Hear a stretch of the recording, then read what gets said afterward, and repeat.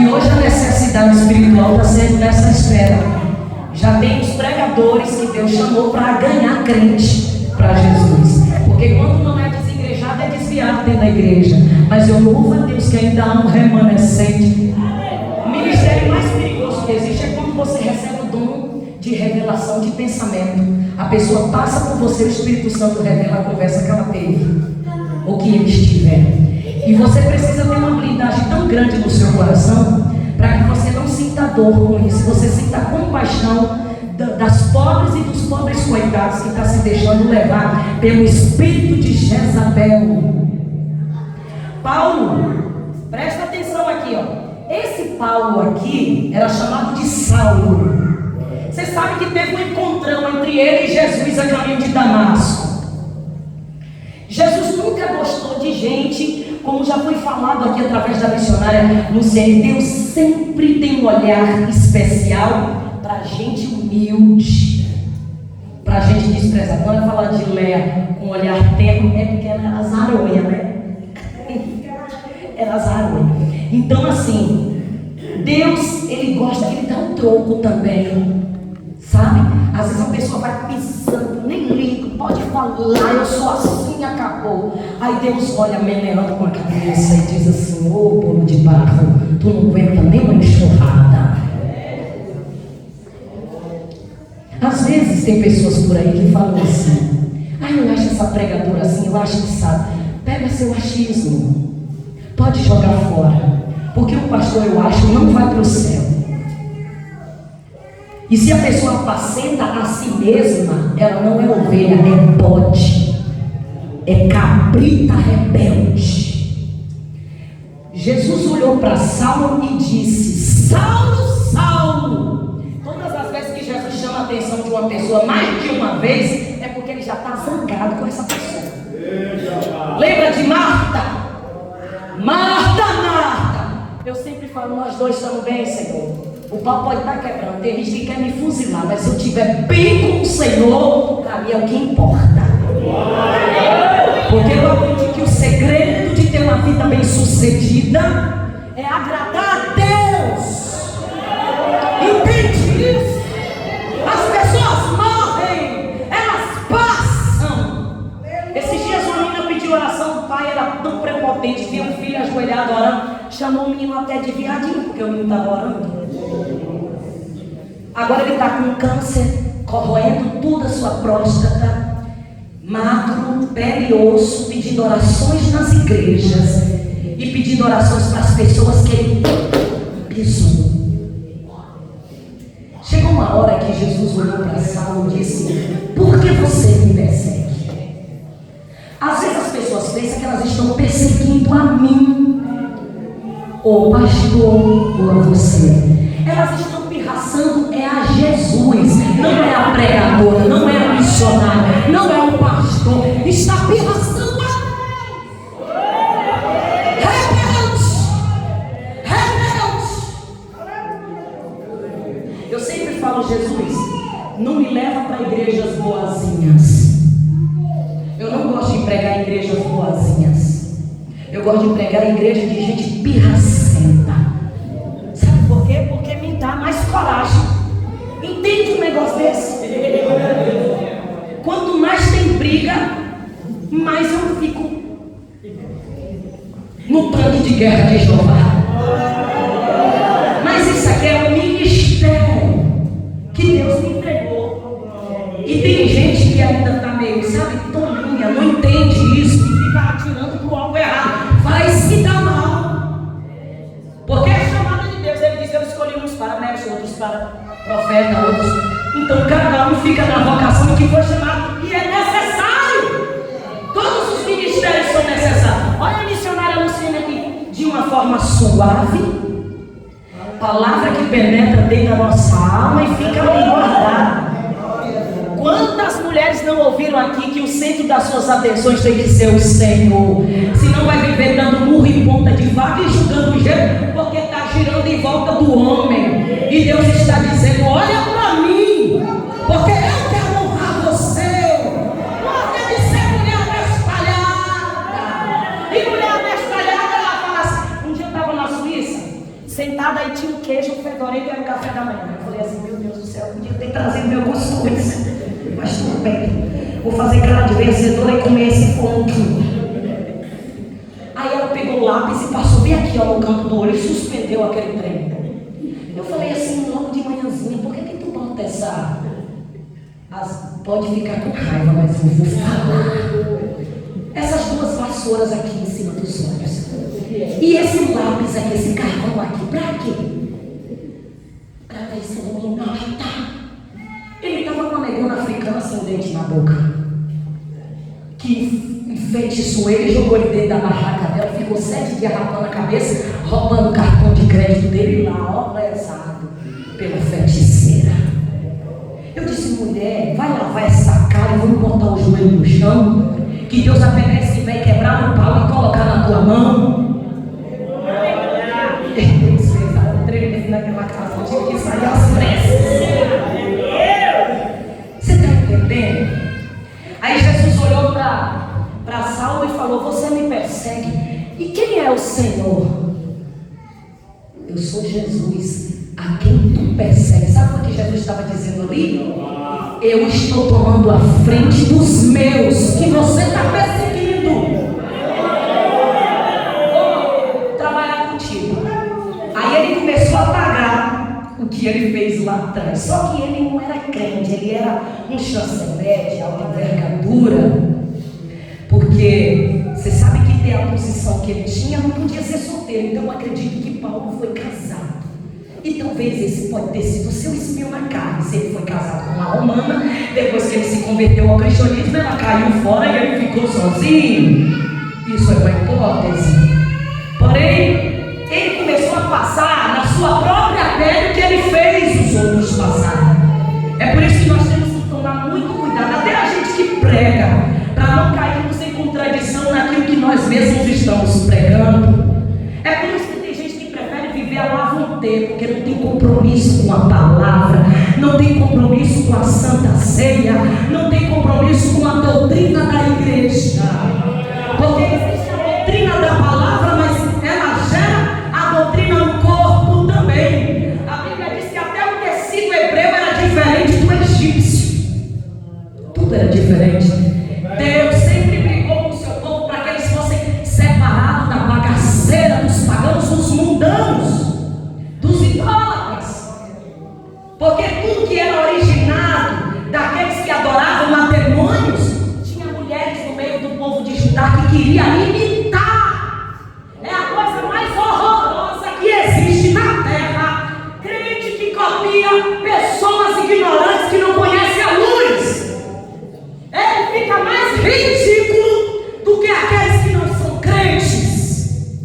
Porque o próprio mundano fica esculhambando e dizendo, olha aí, olha essa crente, olha esse crente.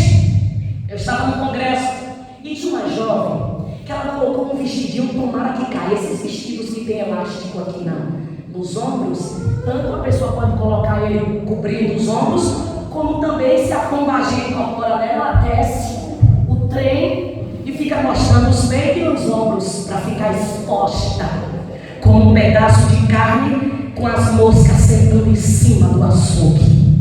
Aí ela fez isso, ela baixou a tomada que cai, ó, a praga do diabo, tomada aqui.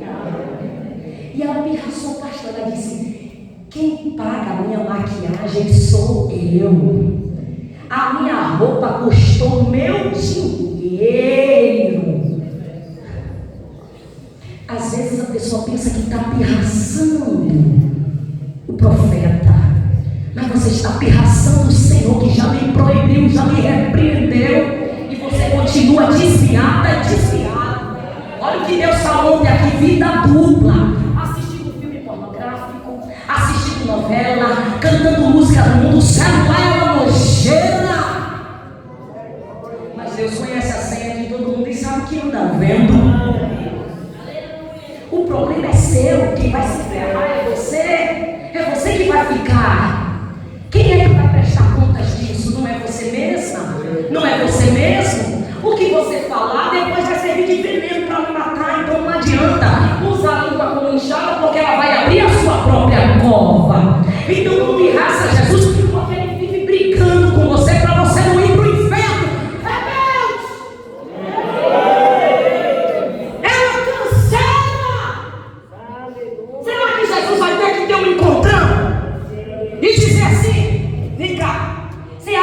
Está pirraçando quem? Você está perseguindo a quem?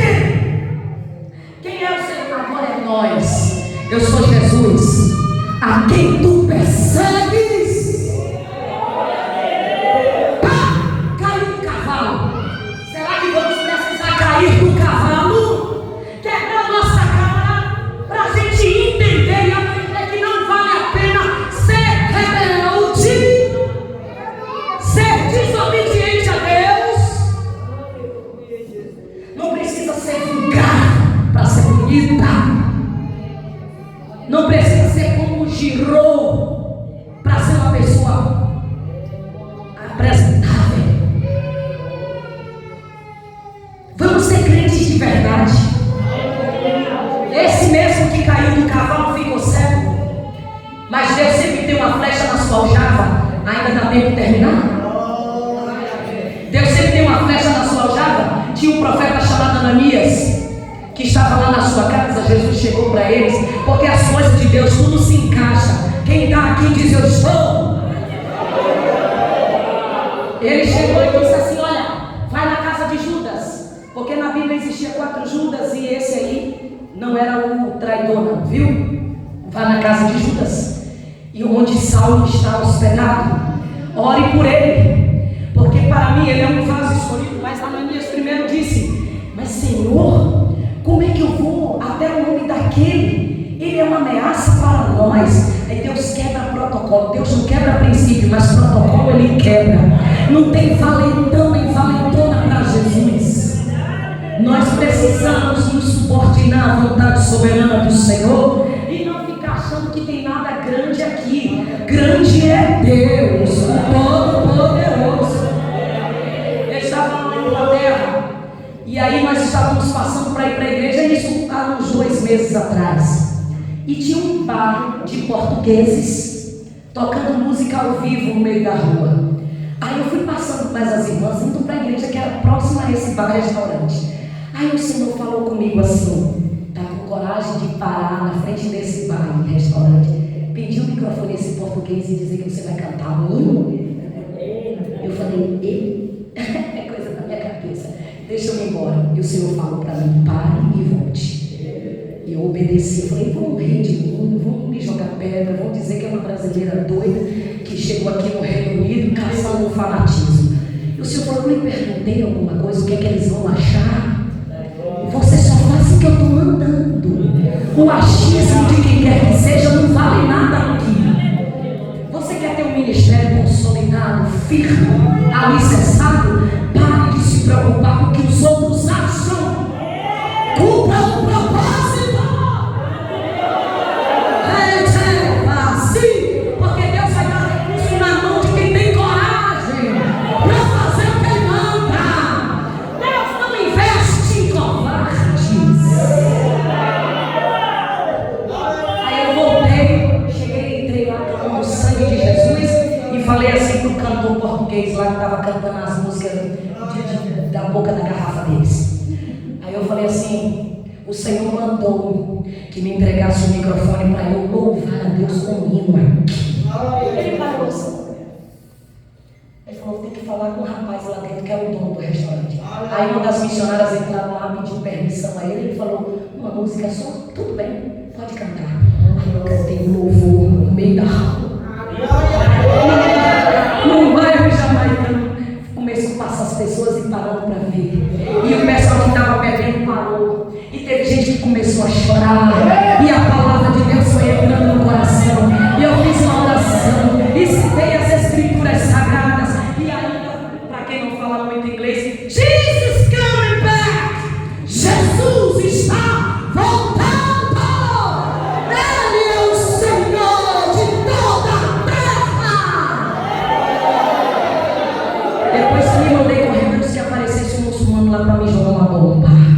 Mas eu digo para vocês, não é fácil, mas nós somos o povo mais abençoado. Nós representamos o Criador de toda a terra, de todo o universo. Nós precisamos nos respeitar à altura de quem nós representamos. Concorda? Aleluia! As filhas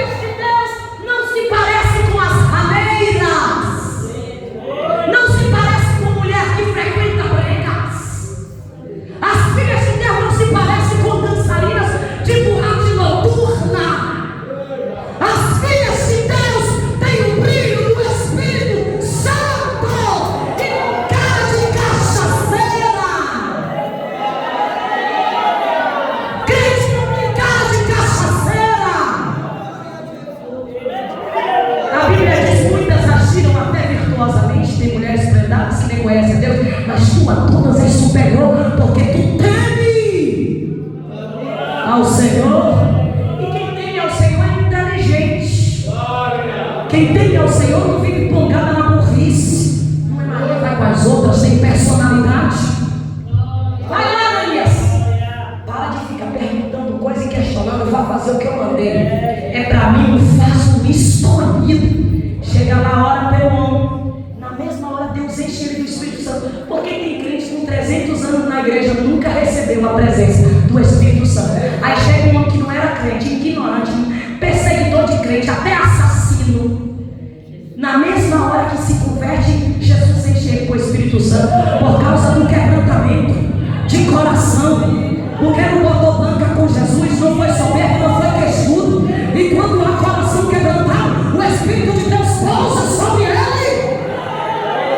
Aleluia!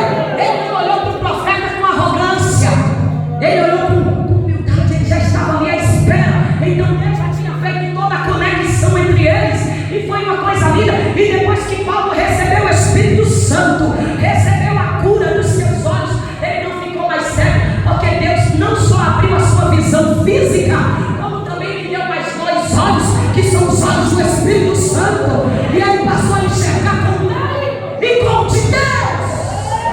E quando você passa a enxergar com os olhos de Deus, você não tem mais medo de nada, nem de ninguém. Só que ele não se achou. Ele saiu do cavalo da prepotência e montou um jumentinho da humildade. Ele falou assim: eu vou ficar 3 anos no deserto me preparando para eu pregar para essa racinha. E ele sabia que ele ia apanhar. Tanto que ele se sentia honrado quando levava chibatada por amor a Cristo. Tem gente que desiste, que recua, que fala assim: estão me olhando com um olhar cavernoso, estão falando de mim. Deixa os sabotadores de si mesmo na mão do oleiro. Faça o que Deus lhe chamou. Faz a obra de Deus. Ele voltou preparado para tomar açoite, expulsar demônio e cumprir o seu ministério. Por isso que ele diz: ser de meus imitadores, como eu sou de Cristo. Para uma pessoa ter respaldo para falar isso, é porque já se despiu completamente do seu velho homem, do seu eu. Ele já se divorciou do seu livre-arbítrio. Ele agora diz: não mais vivo eu, mas Cristo vive em mim. Aí ele chega aqui na igreja de Coríntios no dia da ceia e manda uma carta dizendo assim: eu fiquei sabendo, mas eu não acreditei em tudo, mas em uma parte eu acreditei, porque já tinha os conversadores nessa época, né? Mas ele sabia que tinha gente também que passou para ele a situação da igreja no dia de Santa Ceia, que estava incontrolável.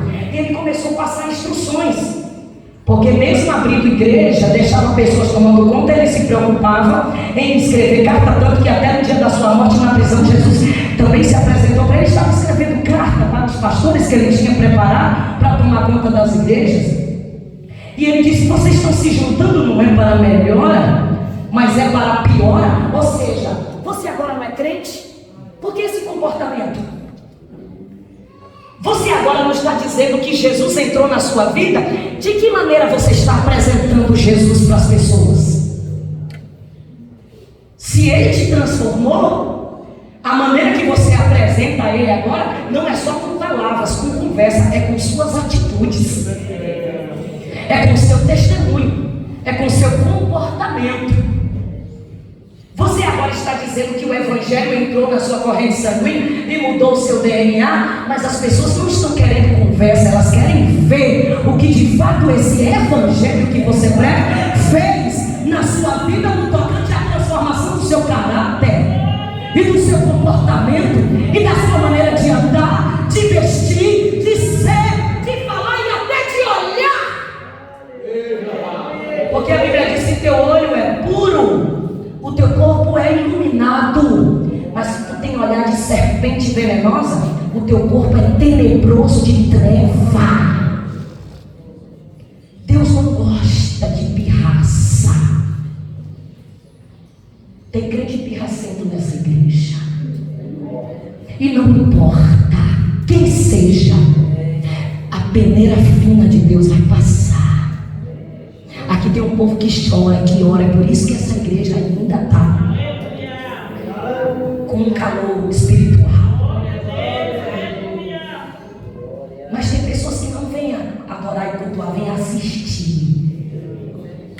Vem tirar uma foto e mandar para alguém o que está acontecendo.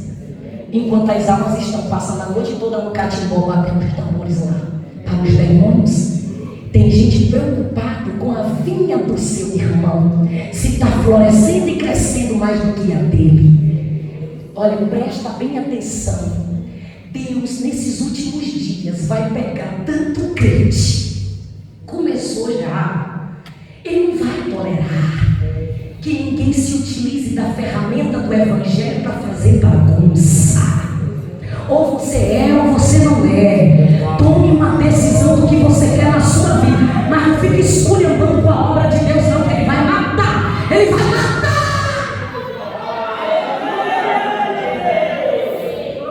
O irmão falou: olha para o meu marido que está internado, que está não sei o que, e postou a foto. Um homem curioso, com um tubo aqui dentro do nariz. Eu falei: Jesus, ninguém está livre disso se Deus não guardar. Pode ser o crentão como for. Se Deus não livrar, cai doente e morre. E nós estamos debaixo do sol, é sujeito ao que todo mundo é. Só que no caso dele, eu me lembrei do profeta Jeremias, quando chegou e disse assim: ah, Senhor, eu descendo por esse povo, que cativeiro vai quebrar tudo. E Deus disse: cala a boca. É a segunda vez que eu fico intercedendo, eu estou rejeitando. Pode aparecer Elias e Moisés aqui, eu não vou nem ouvir. Pode até jejuar por eles, eu não vou ouvir, porque eles não querem nada comigo. Eles querem com o próprio umbigo, eles gostam de profetinha de mentira, como essa indústria eclesiástica está fabricando hoje. Profetinha para todo tipinho de gente. E eles estão gostando, porque é o corporativismo. Eu não mexo na tua podridão, tu não mexe na minha, e nós vamos de mão dada caminhando para o paraíso da ilusão e da mentira, até ser queimado no fogo do inferno. Porque estão com comichão, é coceira nos ouvidos, se recusa a ouvir a verdade. Não aguenta, porque o câncer e a lepra do pecado já tomou conta de tudo, e por onde passa deixa os pedaços da sua decomposição. E isso está sendo visto como algo normal para muita gente. Sabe por quê? Porque quem sou eu para falar alguma coisa sobre isso, se eu também gosto de fazer isso? É muito difícil você fazer como Paulo olhou para dentro dele e disse: não mais vivo eu, o meu eu pode ir para o lixo, mas Cristo vive em mim. Uma coisa é sentir Cristo, outra coisa é viver Cristo. Uma coisa é ouvir falar, outra coisa é experiência pessoal, relacionamento. Davi entendia tanto isso que ele falou assim: eu caio na tua mão, mas por favor, na mão dos meus inimigos não. Observe que Davi nunca caiu na mão de nenhum inimigo. Ele disse para Davi assim: eis que estive contigo em toda parte, eis que diante de ti exterminei os teus inimigos, para fazer de ti um nome na face de toda a terra. Entre os grandes eu te exaltei. Só que o que Davi fez, Deus pegou ele depois.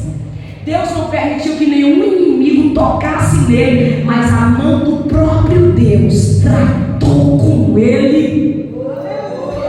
Às vezes a pessoa faz as coisas e fala assim: eu não vou fazer isso não, porque vão falar, vão isso, vão aquilo. E Deus, que está vendo tudo atrás das paredes, a visão dele de ressonância magnética, ó, já detectou onde está a célula cancerígena. Ele sabe quantos aqui estão curados, ou quem tem um câncer não sabe, quem tem um caroço não sabe, e quem tem a lepra do pecado. É manhã de arrependimento. Não se junte para comer ceia, mas se lembre que é em memória dele. Esse homem falou para o povo: eu passei para vocês o que eu recebi do Senhor. E Jesus, na noite em que foi traído, eu paro aqui. Aí eu pergunto para você: o que você faria na noite em que fosse traído? A Bíblia diz que Jesus tomou o pão e disse: isso aqui é um comando de atitude. Ele sabia o que ele tinha que fazer. Na mesma noite que ele tomou na cara, na mesma noite que ele foi traído, ele tomou o pão, aquilo que estava determinado para eu fazer, eu vou fazer sendo traído ou não, apedrejado ou não, perseguido ou não, caluniado ou não, invejado ou não, eu vou fazer o que eu vim fazer. Isso aqui é um exemplo para nós. Passe pelo que passar, permanece focado naquilo que você foi chamado para fazer, naquilo que Deus colocou sob a responsabilidade que Ele te confiou. Não importa o que fizerem com você. Na noite em que foi traído, tomou pão. Tem gente que na noite que fosse traído, nem para a igreja vinha. Para o ensaio, menos ainda. Para a Santa Ceia, piorou. E o que é que você está fazendo aqui? Você está aqui com alguém que foi traído ou com um traidor? E não se faça de vítima também, porque nós somos carrascos de nós mesmos. Porque nós temos que ser amigo da gente, amigo da nossa própria alma. Se está escrito que aquele que come e bebe indignamente será culpado, será chamado de assassino. Pense nisso. É por isso que dentre vós há muitos fracos, doentes e até muitos que dormem, que até morrem, porque come e bebe indignamente, come e bebe para a sua própria condenação,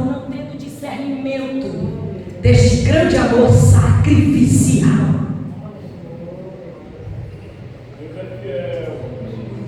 Não é só pedir perdão, é perdoar. E pode até não esquecer o que passou, mas quando lembrar não vai sentir dor. Aprenda a dar um ponto final em questões doentias. Aprenda a dar o assunto por encerrado. Não seja proliferador de conversas doentias e tóxicas. A Bíblia diz: não abre a boca se não for para edificar quem te ouve. Eu não estou falando daqueles que se incorporam com a performance de rebeldia, que querem só isso que o peixe gosta e ficam procurando igrejinhas a gosto do freguês. Eu estou falando da palavra de Deus que confronta. Vamos nos consertar. Vamos vencer a nós mesmos. Vamos ser mais crentes. Vamos parar de ter amor fingido, de viver um evangelho superficial, condicional a isso ou aquilo. Mas ainda que eu morra, não vou desistir. Entende? Vai até o fim. Não seja levado pela conversa de ninguém. E olha para dentro e diz como Paulo: reconhece o homem miserável que sou. Pode colocar. Quem quer ir para o céu aqui hoje, agora? Vitória. Aleluia, feche os seus olhos.